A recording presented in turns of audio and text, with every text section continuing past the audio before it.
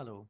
आज हम लोग बात करने वाले हैं एक ऐसे प्लेस के बारे में जिसे कि क्राउन ऑफ इंडिया कहा जाता है, जो अपनी stunning beauty, vibrant culture and rich heritage के लिए पहचाना जाता है।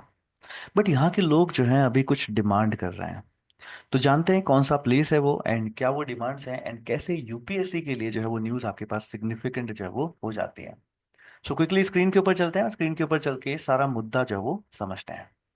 So yes, it is about Ladakh. ये जो न्यूज़ है पूरी लद्दाख के बारे में है। एंड लद्दाख के जो लोग हैं वो अभी कह रहे हैं कि उनको इंडिया के सिक्स्थ शेड्यूल के अंदर जो वो इंक्लूड कर लिया जाए। एंड यहां से यूपीएससी जो है आपसे एक क्वेश्चन जो है वो पूछ सकता है। अब क्या क्वेश्चन है तो समझते हैं। यहां से यूपीएससी आपको एक सवाल पूछ सकता है that should Ladakh be included in the sixth schedule of the Indian constitution. कि क्या लद्दाख को इंडिया के सिक्स्थ शेड्यूल में इंक्लूड जो है वो कर लेना चाहिए या नहीं।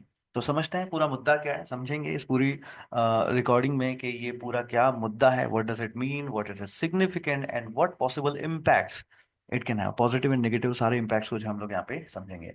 सो हेलो एवरीवन, मेरा नाम सुनील लखावत है। I am UPSC CSE educator. I help UPSC aspirants in getting good rank in UPSC CSE without expensive coaching institutes and with our free live classes for GS. हमारी live classes को join करने के लिए आप इस QR code को scan करके हमारे व्हाट्सएप चैनल को ज्वाइन कर सकते हैं, जहां पर डेली रात को 10 बजे गूगल मीट के ऊपर एक क्लास होती है। एंड इन क्लासेस को आप फ्रीली जो है वो ज्वाइन कर सकते हैं। इसके अलावा हर संडे को हम लोग एक क्लैरिटी वेबिनार भी करते हैं, जहां पे आपका फाउंडेशन जो है वो सेट किया जाता है।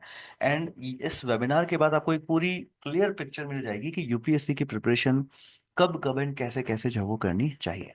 एंड अगर in case because of time constraints या और किसी भी कारण से अगर आप हमारी क्लासेस को नहीं कर पाते हैं, तो आप हमारी क्लासेस को रिकॉर्डिंग भी देख सकते हैं।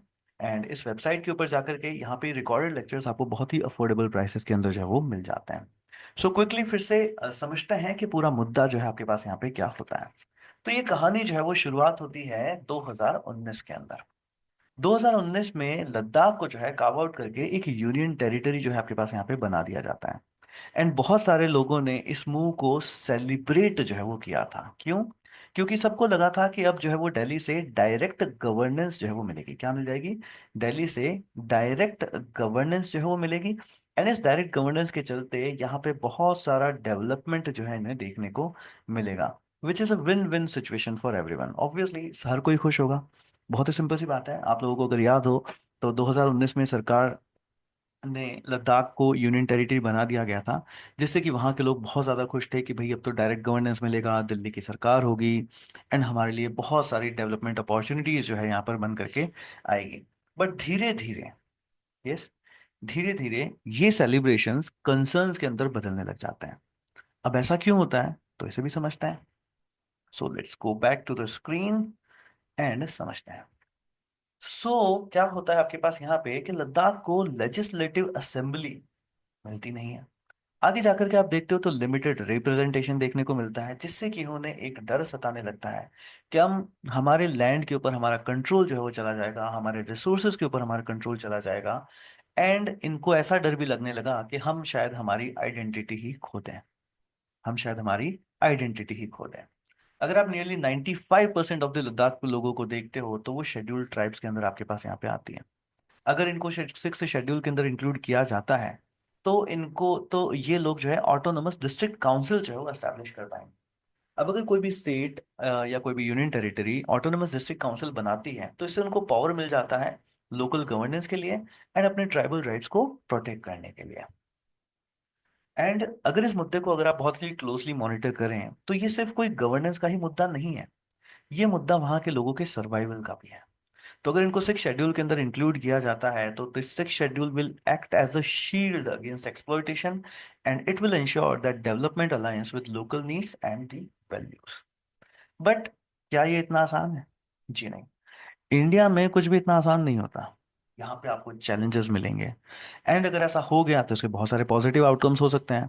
बट पॉजिटिव के साथ साथ बहुत सारे नेगेटिव आउटकम्स भी हो सकते हैं। आप समझते हैं क्या क्या पॉसिबिलिटीज जो है हमारे पास यहाँ पे बनती है।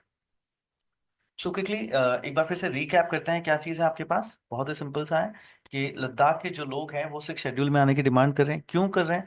क्योंकि जब 2019 में यूनियन टेरिटरी उनको बनाया गया था तो उन्हें लगा था कि अब दिल्ली से डायरेक्ट सरकार का गवर्नेंस चलेगा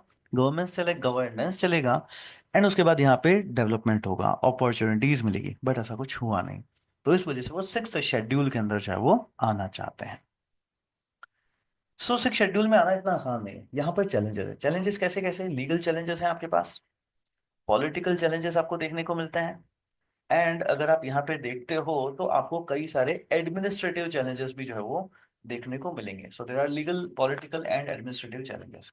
अब समझते हैं कि अगर सिक्स शेड्यूल में इनको इंक्लूड कर लिया जाता है तो पॉजिटिव्स जो है आपके पास यहाँ पे क्या क्या है।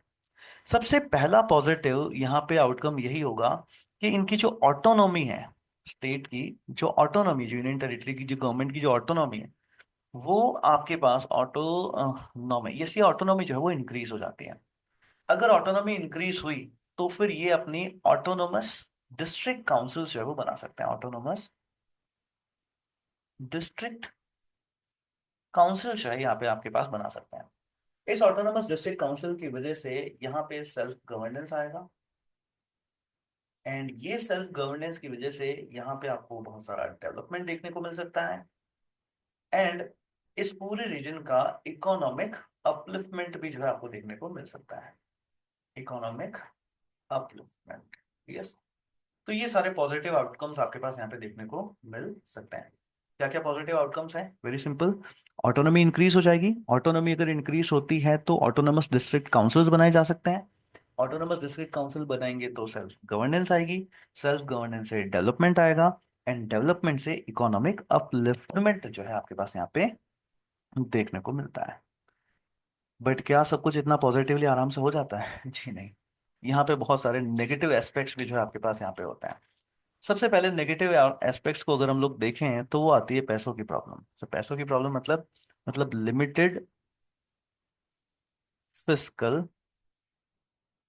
पावर। देखिए, अगर कोई भी ऑटोनोमस डिस्ट्रिक्ट काउंसिल बनती है तो उसको अपने फाइनेंसेस भी मैनेज करने होते हैं, एंड फाइनेंसेस मैनेज करने के लिए इनको टैक्स कलेक्शन करना पड़ता है। बट ये जो ऑटोनोमस डिस्ट्रिक्ट काउंसिल्स आपके पास बनती हैं, ये उतना प्रॉपर टैक्स कलेक्ट कर ही नहीं पाती हैं। अब अगर पैसा नहीं तो क्या डेवलपमेंट हो पाएगा? जी नहीं। किसी तरह का कोई भी डेवलपमेंट जो है आपके पास यहाँ पे नहीं हो पाएगा। तो फाइनेंशियल प्रॉब्लम जो है यहाँ पे आपको बहुत ज्यादा देखने को मिलती है। सेकंड चीज समझते हैं। अगर आपने कोई लॉ बनाया, ऑटोनोमस डिस्ट्रिक्ट काउंसिल कोई भी लॉ बनाती है या कोई भी नियम बनाती है, तो इसको आपको गवर्नमेंट से, सेंट्रल गवर्नमेंट से आपको यहाँ पे वापस उसको अप्रूव भी कराना पड़ता है। अब ये जो अप्रूवल का प्रोसेस होता है वो इसमें एक्चुअली क्या करेगा, तो डिले प्रोड्यूस जो है वो कर देता है। इसकी वजह से आपको बहुत सारा डिले यहाँ पे देखने को मिलेगा। सो क्या है कि अगर आपके पास यहाँ पे, just let me give me one second, या यहाँ पर है पॉलिटिकल इंटरफेरेंस। Political interference. अब पॉलिटिकल इंटरफेरेंस कैसे? कि जो भी ऑटोनोमस डिस्ट्रिक्ट काउंसिल अगर कोई भी आपके पास यहाँ पे लॉ बनाती है तो उसके लिए उनको गवर्नमेंट अप्रूवल की जरूरत है, एंड ये गवर्नमेंट अप्रूवल क्या करेगा, डिले जो है आपके पास यहाँ पे पैदा करता है। जैसे कि डेवलपमेंट में या और भी कोई भी काम करना है तो उसके अंदर आपके पास यहाँ पे डिले, क्योंकि आपको भी पता है गवर्नमेंट से अप्रूवल्स लेना लंबा प्रोसेस जो है आपके पास यहाँ पे होता है। दूसरा, हम लोगों ने देखा यहाँ पे कि लद्दाख में आपके पास, क्विकली अगर हम इस स्लाइड के ऊपर जाते हैं, तो हमने देखा कि 95% कैसे हैं, वो शेड्यूल ट्राइब्स वाले हैं। अब अगर 95% शेड्यूल ट्राइब्स वाले हैं तो जो पीछे बचे 5% वो तो इसमें नहीं आते हैं। अब क्या उन लोगों में यहाँ पे एक कॉन्फ्लिक्ट अराइज नहीं हो जाएगा विद रिस्पेक्ट टू शेयरिंग और of resources and everything? Yes. तो यहाँ पे इसके नेगेटिव इम्पैक्ट्स भी जो है वो देखने को मिलते हैं। सो हम लोगों ने देखा चैलेंजेस हैं, क्या क्या चैलेंजेस हैं, लीगल चैलेंजेस हैं, पॉलिटिकल चैलेंजेस हैं, एडमिनिस्ट्रेटिव चैलेंजेस हैं। फिर अगर हम पॉजिटिव्स को देखते हैं तो पॉजिटिव्स क्या क्या मिले आपको, कि ऑटोनॉमी इंक्रीज हो जाएगी, ऑटोनोमस डिस्ट्रिक्ट काउंसिल्स बनेगी जिसकी वजह से आप सेल्फ गवर्नेंस कर सकते हो, जिसकी वजह से डेवलपमेंट होगा, डेवलपमेंट हो सकता है, एंड इकोनॉमिक अपलिफ्टमेंट भी हो सकता है। बट ये सारी ख्याली बातें भी होती है। ख्याली बातें इन द सेंस कैसा, सब बनेगा तो सही, but it's time taking, financial resources नहीं हो पाएंगे, गवर्नमेंट की वजह से किसी भी अप्रूवल को लाने में डिलेज होंगे, एंड ये सारी चीज़ों की वजह से क्या ओवरऑल अपलिफ्टमेंट हो पाएगा या नहीं, अब ये तो सारी समय के ऊपर चल करके देखने को बात होती है। तो यूपीएससी अगर आपसे पूछता है तो हमें क्या लिखना है?